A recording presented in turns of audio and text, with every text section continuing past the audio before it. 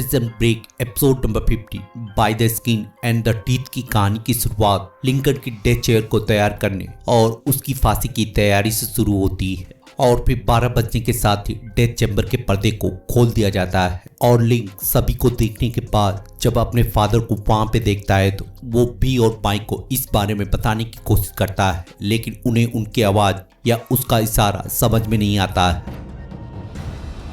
और जैसे ही guard electric chair को ऑन करने वाला होता है, फोन की लाइटें ब्लिंक करने लगती हैं और पर्दे को बंद कर दिया जाता है और माइक इस नज़ारे को देखकर ये सोच में पड़ जाता है कि आखिर यहाँ पे चल क्या रहा है। What the hell's going on in there?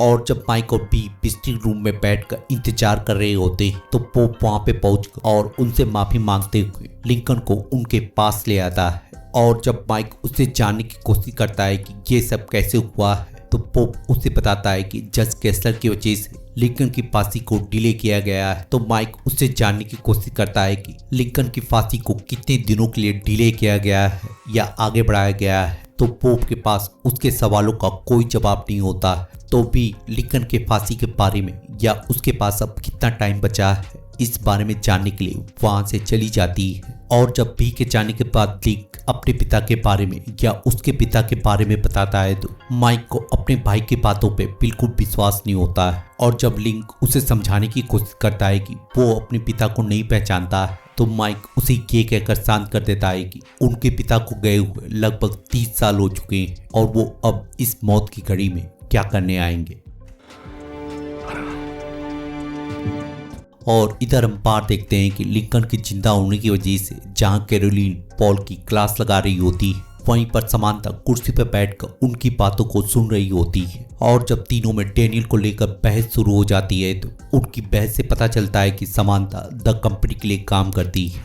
और फिर कैरोलिन उन्हें शांत करने के बाद उन्हें ऑर्डर देते उस सोर्स का पता लगाकर उसे खत्म करने का ऑर्डर देती है। और जब समांथा मीटिंग खत्म होने के बाद बाहर जाने लगती है तो कैरोलिन उसे रोकते हुए बताती है कि अगली बार से उसे पॉल की तरह ही खड़ा होना पड़ेगा और सर झुकाकर उसे रिस्पेक्ट देते हुए उसकी बातें सुननी पड़ेगी। Absolutely.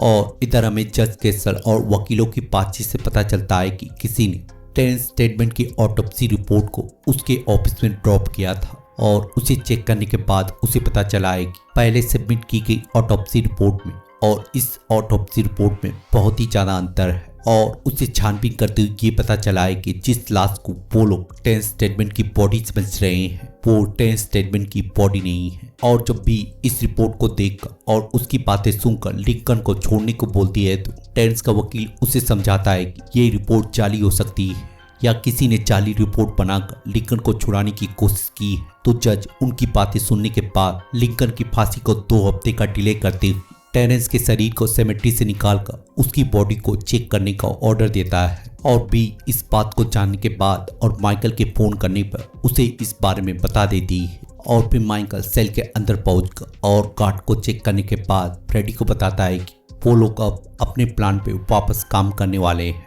और जब माइकल अपने नए प्लान को या अपने नए टैटू को देखने लगता है तो फ्रेडी उससे जानने की कोशिश करता है कि वो लोग रूट 66 के प्लान को या पुराने प्लान को क्यों नहीं फॉलो कर रहे हैं। Contingencies. तो फ्रेडी उससे जानने की कोशिश करता है कि क्या उसके पास एक नया रास्ता है, क्या एक नया प्लान है। तो माइकल उसे समझाते हुए बताता है कि हमेशा ही एक दूसरा प्लान होता है या एक दूसरा रास्ता होता है, लेकिन ये प्लान पहले रास्ते से बहुत ही ज़्यादा खतरनाक है, या दूसरे शब्दों में कहे तो ये प्लान सुसाइड से कम नहीं है। और इधर हम देखते हैं कि लिंक पोप से बातचीत करते टेरेंस स्टेडमैन की बॉडी के जांच के बारे में जान जाता है। और जब लिंक डेथ चैम्बर रूम का जिक्र करते उसे देखने वालों के बारे में पूछता है तो उसे पता चलता है कि उसे देखने के लिए भी माइक और 2 लेडीज रिपोर्टर के साथ एक मैन रिपोर्टर भी मौजूद था। और उसका नाम पूछने पर उसे पता चलता है कि उसका नाम विलियम प्रॉल था। और इधर हम देखते हैं कि माइक पीआई का काम करते हुए सभी लोगों को अपने नए प्लान के बारे में बताता है और उन्हें बताता है कि वो लोग गार्ड के रूम का यूज नहीं करने वाले हैं, बल्कि वो लोग उसके सेल का यूज करते हुए यहाँ के डक तक पहुंचेंगे और फिर यहाँ से निकलकर एसाइलम के रास्ते से होते हुए इंफर्मी या डॉग के रूम तक पहुंचेंगे। और इस प्लान को सुनने के बाद सभी लोगों का दिमाग चकरा जाता है और फिर फ्रैंकलिन सभी गार्ड को दिखाते हुए या यहाँ के नज़ारे को दिखाते हुए उसे बताता है कि वो लोग कभी भी इस प्लान को एग्जीक्यूट नहीं कर सकते हैं या उसका प्लान बहुत ही ज़्यादा बेकार है। और जब माइकल सेल में जाकर फ्रेडी से बातचीत करते हुए ये बताता है कि वो रात में एसाइलम को चेक करने के लिए जाने वाला है या उसके रास्ते को चेक करने के लिए जाने वाला है, तो फ्रेडी उसे फ्रैंकलिन की बात याद दिलाता है। और तभी फ्रेडी की नज़र उसके दोस्त पे जाती है जो कि लॉन्ड्री में काम करता है और फ्रेडी उसे देखने के बाद उसे बताता है कि वो उसके जाने का इंतजाम कर सकता है। और फिर फ्रेडी अपनी दोस्त के पास पहुंचकर और उससे गार्ड की ड्रेस लेने के लिए उसे मनाने लगता है और थोड़ी मशक्कत करने के बाद उसका दोस्त उसकी बात मानते हुए माइकल को एक ड्रेस लाकर दे देता है। और इधर हम बाहर देखते हैं कि जहाँ कैरोलिन अपने भाई की बॉडी को चेक करने की वजह से एक प्रेस कॉन्फ्रेंस कर रही होती है, वहीं दूसरी तरफ सेमेट्री के अंदर उसकी भाई की बॉडी को बाहर निकाला जा रहा होता है। और इधर हम देखते हैं कि लिंक अपने पिता के साथ बिताए गए पलों को याद करते हुए एक फुटबॉल मैच को याद करने लगता है। और जब थोड़ी देर बाद डॉक्टर टैंक्रेडी उसे चेक करने के लिए आती है तो वो उससे बातचीत करते हुए या अपने विजन के बारे में बातचीत करते हुए उससे ये जानने की कोशिश करता है कि उसके दिमाग में कोई भी प्रॉब्लम या केमिकल लोचा तो नहीं हो गया है। तो डॉक उसे समझाने की कोशिश करते हैं कि उसके इस कंडीशन में बहुत से लोगों को अपने चाहने वाले लोग दिखते हैं और उसके केस में ये बहुत ही ज़्यादा नॉर्मल बात है। और इधर हम देखते हैं कि जब सभी लोग पीआई का काम कर रहे होते हैं तभी फ्रैंकलिन का इराक वाला पोस्ट कार्ड गिर जाता है। Does that say Iraq? Thanks. और जब थोड़ी देर बाद पेलिक वहाँ पे चेक करने के लिए आ रहा होता है तो फ्रैंकलिन के एक गलती की वजह से एक दीवार से सीमेंट का बुरादा नीचे गिरने लगता है। और जब पेलिक वहाँ पे आकर और उनके ऊपर गुस्सा होते हुए इस काम को जल्द से जल्द फिनिश करने को बोलता है, लेकिन फ्रैंकलिन उसकी बात सुनने के बाद भी अपनी जगह से मूव नहीं करता है तो बेलिक उसकी तरफ बढ़ते हुए उसे सुनाने लगता है, लेकिन चाले उनके बीच में आते हुए और उसे धक्का मारकर उसे ही सुनाने लगता है। और बेलिक उसके इस रिएक्शन को देखकर बहुत ही ज़्यादा उससे इम्प्रेस होता है और फिर उन्हें काम करने को कहकर वहाँ से चला जाता है। और उसके जाने के साथ ही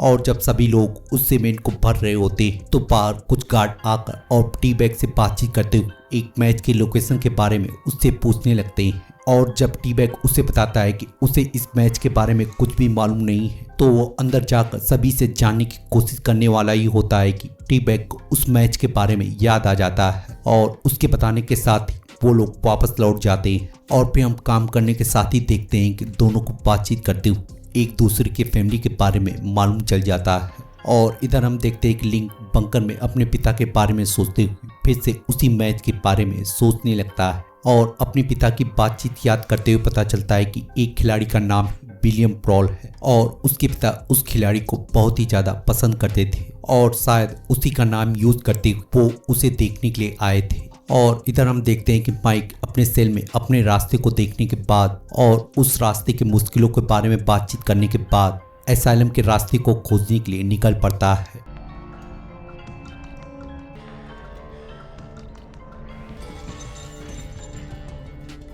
और फिर ड्रेस पहनने के बाद बाहर निकलकर थोड़ी बहुत ताक झाक करने के बाद गार्ड की वर्दी का फायदा उठाते हुए एसाइलम तक पहुंच जाता है और फिर उसके गार्ड से बातचीत करते हुए और बाथरूम का बहाना बनाकर उसके अंदर चला जाता है। और फिर थोड़ी बहुत खोजबीन करने के बाद उसे वहां पे उस टनल का रास्ता मिल जाता है।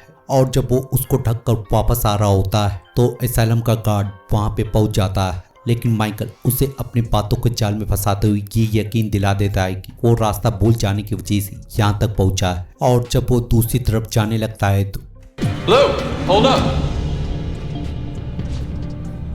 Don't you still gotta take a leak? Yeah. Which way was that again? और इधर हम बाहर देखते हैं कि डॉक्टर टेनिस के दांतों को चेक करने के बाद उन्हें बताता है कि ये कंकाल पूरी तरह से टेनिस स्टेटमेंट को बिलोंग करता है। और जब भी और निक इस बात को जानने के बाद बाहर निकल रहे होते तो वाइस प्रेसिडेंट या कैरोलिन वहाँ पे उनका स्वागत करने के लिए मौजूद होती है। और जब कैरोलिन अपना आपा खोते हुए बी को भड़काने लगती है या उसे सुनाने लगती है तो निक हालात को समझते हुए उसे चुपचाप वहां से ले जाता है। और इधर हम देखते हैं कि जब माइक एसाइलम से होते हुए और टनल का यूज करते हुए और पाइपों के बीच से जब अपने सेल की तरफ बढ़ रहा होता है, तभी एक गार्ड के आ जाने की वजह से उसे अपने शर्ट और अपनी पीठ की कुर्बानी देनी पड़ती है।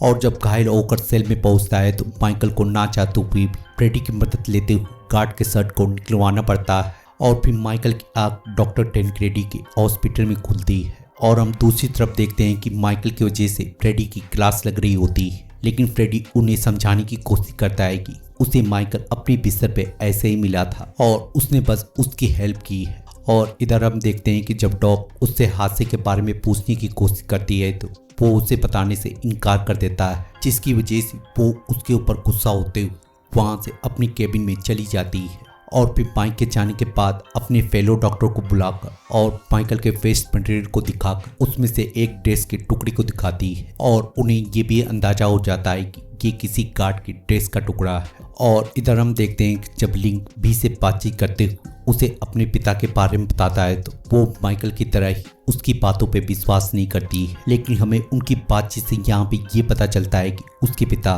किसी समय पे MI के लिए काम किया करते थे, या दूसरे शब्दों में कहें तो एक सीक्रेट एजेंट थे। और इधर हम देखते हैं कि जब फ्रेडी अपने दोस्त को उसका ड्रेस वापस कर रहा होता है तो उसकी कंडीशन देखकर उसकी हालत खराब होने लगती है और तभी रॉय आकर उससे अपना ड्रेस मांगता है, लेकिन मांचेस सांचेज को झूठ बोलते हुए ये बताना पड़ता है कि उसका ड्रेस प्रेस रखकर भूल जाने की वजह से जल गया है। तो रॉय उसके ऊपर गुस्सा होने के बाद वहां से चला जाता है। और जब उसका दोस्त उसके जाने के बाद इस बारे में जानने की कोशिश करता है तो फ्रेडी माइकल का डायलॉग चिपकाते हुए वहां से चला जाता है। Trust me, Primo. The less you know, the better. और इधर हम देखते हैं कि जब पॉल और समांथा जज के सिक्योरिटी फुटेज को चेक करते हैं तो उन्हें एक आदमी या लिंकन और माइक के पिता एक लिफाफे को जज के रूम के अंदर डालते हुए देखते हैं। और जब समांथा उसे गौर से देखती है तो वो लिंकन के पिता को पहचान जाती है। और इधर हम देखते हैं कि जब माइक अपने सेल के अंदर पहुंच अपने घाव को चेक करता है तो उसका पूरा का पूरा नक्शा गायब होता है या पूरी तरह से मिट गया होता है। और इसी नज़ारे के साथ ये एपिसोड यहीं पे खत्म हो जाता है। तो मिलते हैं किसी और वीडियो में किसी और टीवी सीरीज को एक्सप्लेन करते हुए, तब तक के लिए शुक्रिया।